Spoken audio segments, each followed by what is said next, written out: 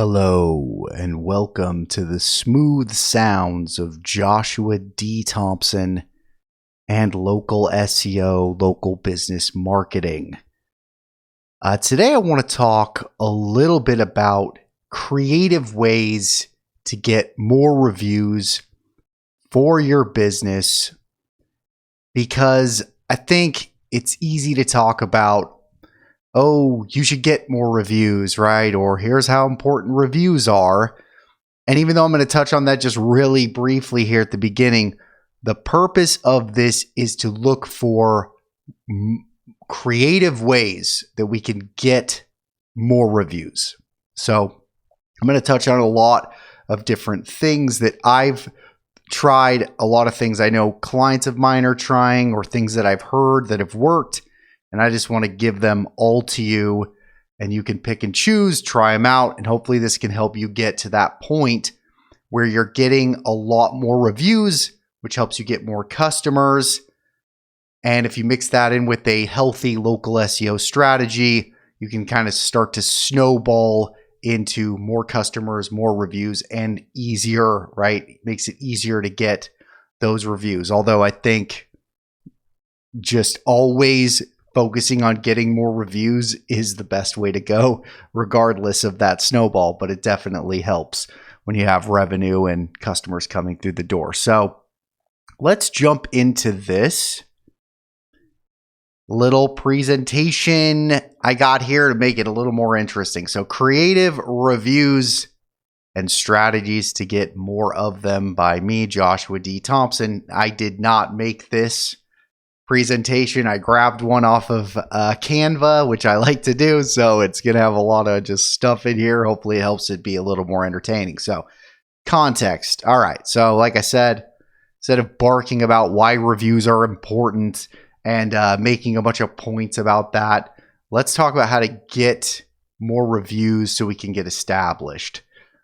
Now, just really quick, Google's golden rule. Let's go through the rules of Google to make sure we understand what we can and can't do and where that line is so that we don't get in trouble. I think that's really important here. So let's briefly just kind of run through this. So here's Google's policies on restricted content for reviews. Basically, they want you to have a genuine experience at a place or a business, right, with a business, and should reflect an actual experience with the business. I know a lot of service businesses, you don't have a place that people go to, right? So it just has to reflect a genuine experience with the business and be unbiased and genuine, right? So, okay, I think that makes sense. Real experiences, right? So fake engagement means, content that is not a real experience, being paid for directly or in kind, meaning any kind of compensation for reviews. We can't have that at all. Multiple reviews from the same person using different accounts, right? Using devices, soliciting reviews without a genuine experience,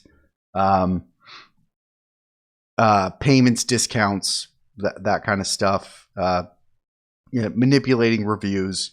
I think that, that's pretty much everything.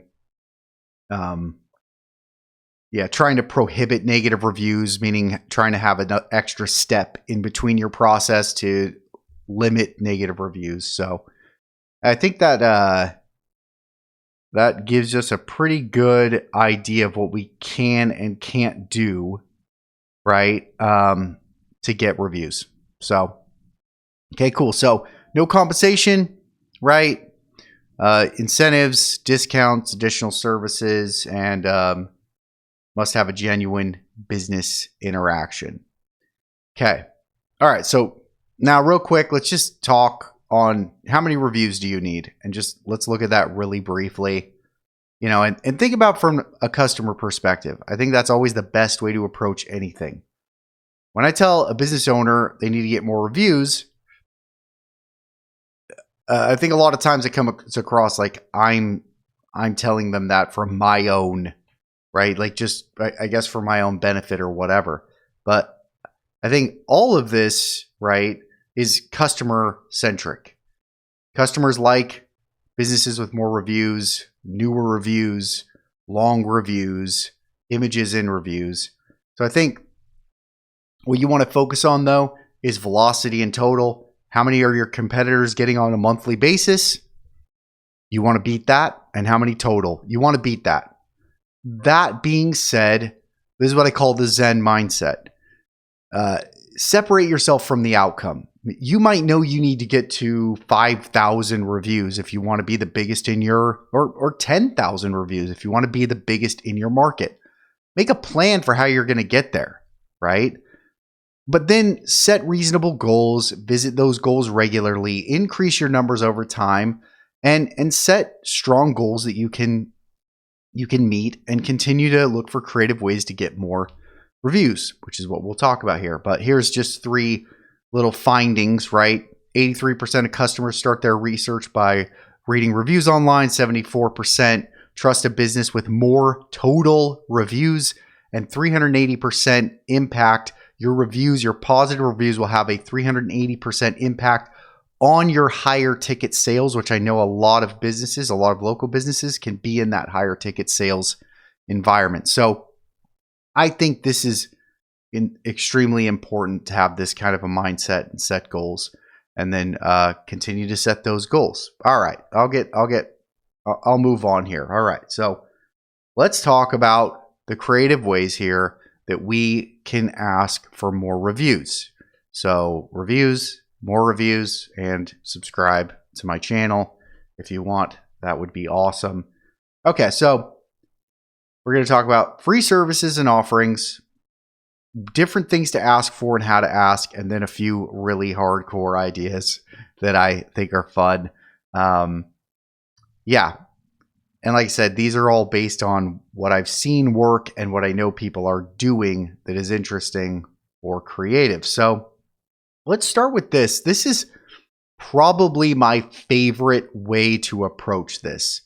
This is what I've seen the real hardcore hustlers doing that understand their business needs reviews more than anything else, right?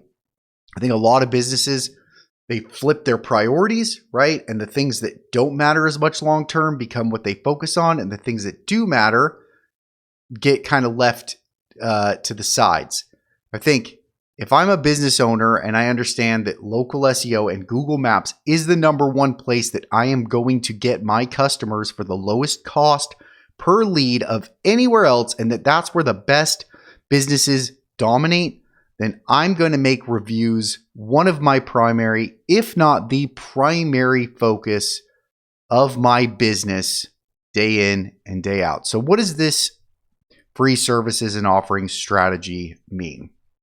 So in this kind of a situation, the goal is to offer some kind of service, low-cost service on your end to the neighbors of people who you're already doing jobs for, right? So now we can't offer the service in exchange for a review, but we can, right, say, hey, we're trying to build our reputation in the local area, and I'd love to offer you whatever type of simple free service here, right?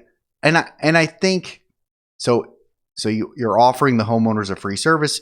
You're not trying to give them anything. You're not trying to get anything in return. You're not trying to get anything from them in return as well, right? This is not meant to be a way to trick people into giving them a sales pitch. That is going to have an opposite effect. So you're just looking to have a positive business interaction here and a brand interaction. I think this is a great brand interaction. If you understand that over a 5 or 10 year period, the more people know who you are, you know, think if 5 people around every job you do, next time they need a roofer or a gutter or a plumber, you're going to be one of the first people they think of. So I also think it has a positive impact there as well. So you just want to have something simple that you can offer. So here's some real life examples. A garage door repair company that I know offers a free tune-up to the neighbors. Right? It costs them about $10, takes about 20 minutes. They go to all the neighbors of a job that they've just done, and they say, hey, I'd love to give you a free inspection and a tune-up. I'm trying to build my reputation in the area. And then, they try to get a review from that interaction. And if they can get a review out of 50 or 75% of those interactions, that's a huge benefit for very little time, right? A roofing company I know is offering free gutter cleanings, right, to those neighbors to also try to, get these reviews. And then a pest control company I know goes and offers free spider web removal on the exterior. I do think it's hard to do anything on the inside, right, of a home or to ask for access. That I think can be difficult, but I'm not going to say what you can and can't do. I think that the point is to offer value, get a positive brand interaction, and try to get a review from this strategy. So, and I've seen this work very well. So, yeah, I really like this idea. Okay, cool. Well, let's look here then at a few ways that this is asking, but asking squared, right? Like, how do we multiply our ask? So this is a lot of kind of different strategies here. Number one, this was I talked to a really, really good marketer, and this is one of the things that he did when he ran a service company, is that they always went above and beyond and tried to do one thing that they could tell the customer they did, right? Like bring in the trash can, right? Something that is completely unrelated to the job. Because if you say you do an extra part of your job, or you clean up after your job, right? All those are kind of expected. What you want to do is something unexpected that is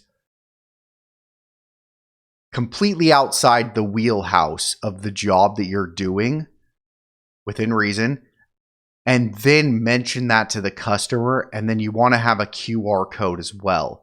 Now, they actually used this as a way to get more tips, right? That's how well it worked. But the point is, you want to mention to the customer what you did.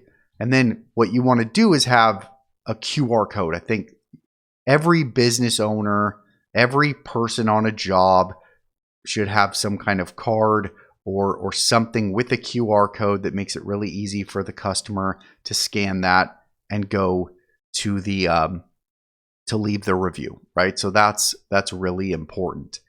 Okay, so that's kind of another way of asking here, right?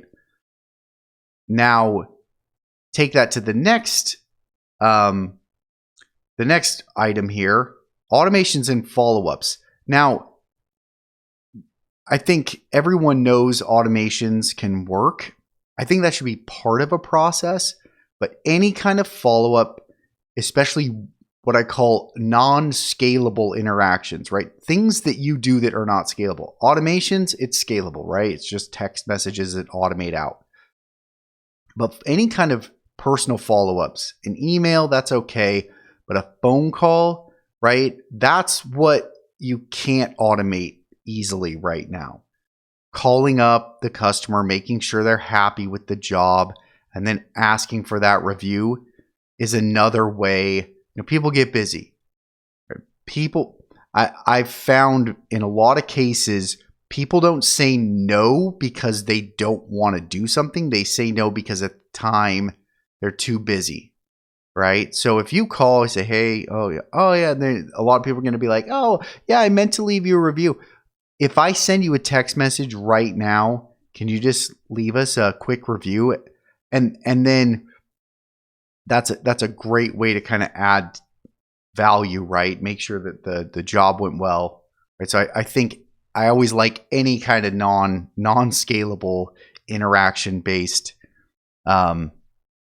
strategies. And then additional asks.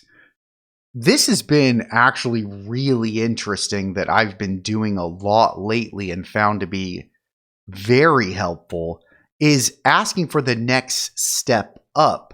So if you're going to do a follow-up with a customer and they've already left a positive review, well, make sure they're good, make sure everything went well, then ask them, add an image to the review. Right? Hey, if I send you a picture of the job we did, like a really nice picture, would you mind uploading that to the review? Or could you go take a picture of the job and put that into your review? Or maybe the review is just a 5-star review, but they're really happy about it. Say, hey, do you mind maybe filling out the text? If you leave a couple paragraphs, it really helps us. Otherwise, other customers kind of ignore them if they don't have any text in them. So you can kind of upgrade your review. And then if you have 2 locations, right, especially in the same area, that's another thing that we've been kind of messing around with, is trying to get a review maybe on that second location. Hey, our other location. And I honestly don't know where that fits in. It might be in that gray area with Google, but using a good customer interaction to get a review on another Google profile that you have, right, to try to boost that. So I think those are all ways that you can take what somebody might have already done and upgrade it, right? Because it's hard. And I think sometimes giving people, like, if an individual, it's hard to do a long review that talks a lot about what you did and insert your own images and go out and take the image. That's a lot of steps. So I think if you can, upgrade the review. And also, if you're in like a service business where you're constantly visiting the same customer, you can have them go add more to the review every time and upload new photos, right? And eventually you have this huge review, right? But I think that's also a big miss, is when you do a good job for somebody over time and you're not continuing to have them revise that review. It shows back up at the top of their reviews when they revise it. So I find that to be very helpful. So these, I think, are great ways to improve the way that you're asking for things and ask for more helpful pieces on a review. Now, these are I'm gonna call my most hardcore, or just more to add to all of this. So not all of these are necessarily approaches. Some are a little bit more just some ideas or some ways to improve the process. So we'll start with the white hat here. Preparing the customer. I don't think people do this very much, but it is so helpful. If you put it into your booking process when you answer the phone, or even like if somebody books a job, put the text on your website, right? Whatever you want to do. If you prime the customer for like, hey, if we do a good job, would you leave us a review? And you ask them that before you've even done the estimate, or maybe after the estimate, during the estimate, whatever. I think it kind of does this positive thing where you're assuming the sale in a way, but not in a way that's annoying or too forward. You're just basically asking them that if you do a good job, would they give you a positive review? I think it primes them basically for the sale. That's not my expertise, right? But you're also priming them for that review ask, right? It becomes much easier for a customer to give a review when they've already kind of planned it in their head from the beginning that if you did a good job. And then it also helps you be like, well, do we do a good job? Is there something we can do to help, right? They're going to help you do what they need you to do a good job, right? Because you're going to be kind of involved in making sure that's happening. So I think that's a really great way to help up the percentage of people who give you a review. Now, this can work too, employee incentives. Now, you can't incentivize the customer to leave a review, but you can incentivize your employees to ask customers and to get reviews, right? Now, you want to make sure they don't overstep their bounds and create a negative experience for the customer, but I have seen a lot of businesses use employee incentives, a bonus for each positive review they get, right?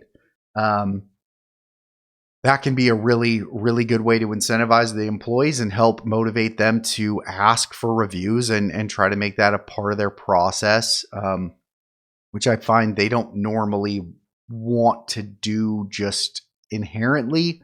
But yeah, so that's helpful. Sending completed photos right to the customer, kind of talked about that, but maybe after the experience, you can text them the photos and say, hey, do you mind giving us a review? Maybe include these photos, or here's some photos, add your reviews. Ask everyone that'll come here in the gray area. Use talk to text. I think this is if you can get people to use talk to text to leave you a review, how you do that is kind of up to you. But I do find that when people use talk to text, they can say kind of the same thing that they would say in 5 words in like 100 words, right? 50 words, 20 words. You need to get up to that 200 character mark. And, somebody typing might say they did a good job. Somebody doing talk to text, they're going to leave a lot more information much easier. So if you tell people, hey, I'm going to leave us a review, and hey, if you use your talk to text, I think it makes it a lot easier for you. Just kind of telling people that, I think, is helpful. I think it makes the process easier, and I think it's a bigger benefit for your business if they can use that. And then, this idea here of hiring somebody to go and do those free services, right? Go literally hire somebody who goes and does free gutter cleanings to get reviews for your business, or free tune-ups, and they can just kind of go door to door, right? And do these jobs all day long, right? Especially if you're kind of a mid-sized business and you're looking to overtake the bigger businesses in your area, or if you just have employees or yourself that aren't doing anything, that's a good way to spend your time. Go do that, right? So I think those are really good approaches. And then the gray hat, right? I had to add this because I thought this was so interesting. I have an individual I work with who his mentor, he says this guy is just hardcore. So they'll go to the restaurant and he'll ask for them, right? He'll be walking on the street and have a conversation with somebody and he'll ask them for a review, right? Like he just asks everybody. Now, there's probably a way to make that a business interaction, right? If you're to make it legit. Otherwise, it's probably more of that gray hat, black hat area. But I think the mentality there just shows a very real understanding of how important reviews are, and hustling in whatever way that you can to get those reviews and be creative. So, well, cool. I hope this is helpful. I find these ideas to be super helpful. Test them out. This is my little offer to anyone, to you, right, is a free local SEO analysis for your business. This is free, no cost. If you want a video analysis of your business, where you are, what's working, what do I see that's not working, what should you do next, send me an email, joshua@brightbeamseo.com, right? And I will do that for you. And if you like it, maybe you can give me something that would help my business, right? So either way, though, I like doing these. They give me a lot of perspective, and I'd love to help out your business. So feel free to email me, joshua@brightbeamseo.com. Otherwise, I hope this was helpful, and we will see you on the next one. Bye.